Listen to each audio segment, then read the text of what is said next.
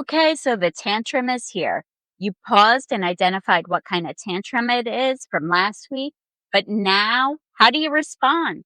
And what do you do after all the dust settles? That's what we'll dive into today in the second part of your tantrum response roadmap. Welcome back to the Behavior Brainwave Show. I'm your host, Cindy MacMillan, mom of two and child therapist who works with kids with big behaviors and big feelings. In part one of this video series, we talked about how to pause and regulate yourself, then identify what kind of tantrum your child's having. But then what? How do we intervene?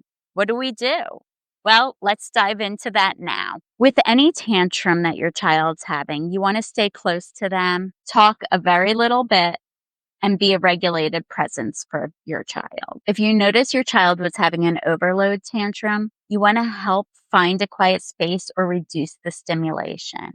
If it's because they're tired or hungry, you may want to offer a snack or a cold drink. You may say something like, "Your body feels too much right now. Let's find calm together." If it's a power struggle tantrum, you can acknowledge this is hard and maybe offer a limited choice. Wow, you really want to wear the flip-flops in the snow. You can choose your sneakers or your snow boots. For a connection-seeking tantrum, you want to acknowledge calmly and give connection later. You may say something like, "I see you want me. I'm on the phone right now. You can hold my hand until I'm done." For a frustration tantrum, you want to validate their feelings, scaffold the skill that they're trying to learn, and normalize practicing things. It can sound something like, "It's tricky. Let's take a break and try it again later." For an emotional release tantrum, you want to stay present and not fix the problem too fast. It's okay to sit in the emotion for a little while. You may say something like, "It's okay to let it out. I'm right here." For an aggressive tantrum, you want to ensure everyone is safe. Use a slow, steady voice and say, "I won't let you hurt me or others. I'll stay nearby until it passes." Don't be stuck just to these things that I said. You can use words that come naturally to you. And remember, no one gets it right all the time. Okay, so you both survived, but now what? That's the next step, the after. It's where you grow in your parenting and your child learns trust, safety, and emotional repair. After your child is calm, it's time to check in with yourself. Ask yourself, did I stay calm or did I get swept up in their emotions? What triggered me? My own control, fatigue, or past experiences? What will I do differently next time? Do I need to take a longer pause or ground myself first? Do I need to lend myself some compassion and say, "I know this is hard in this moment"? Do I need to reframe how I'm seeing my child? Instead of, "I can't believe how bad they are," do I need to say, "Wow, they are really having a hard time"? When kids come out of their big emotions, they need reassurance that the relationship with you is still safe. If we skip repair, kids may internalize shame or fear.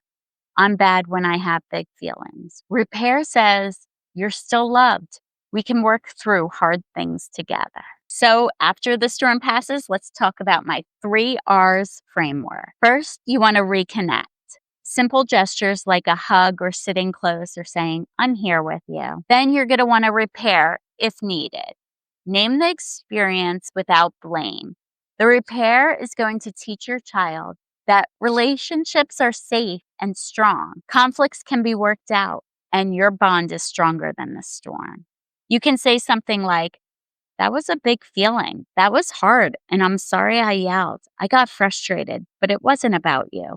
I'm working on that too." And the third R is reflect. If they had an overload tantrum, you might say something like, "That was a lot for your body. Next time, we'll bring headphones." If it was a power struggle tantrum, you might say something like, "I know you like making choices. That's part of growing up."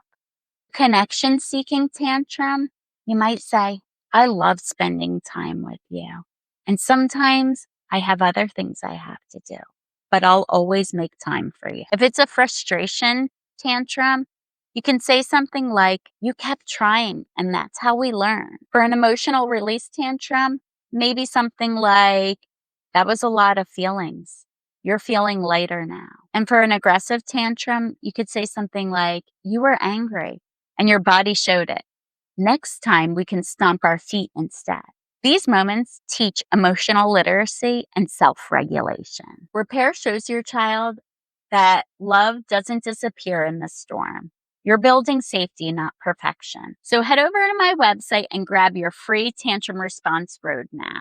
It walks you through every type of tantrum we talked about today with scripts you can use right away. Find it at www.abrighterfuturecounseling.com/newsletter. Thanks for joining me on the Behavior Brainwave Show. Until next time, keep showing up regulated, curious, and connected for your children.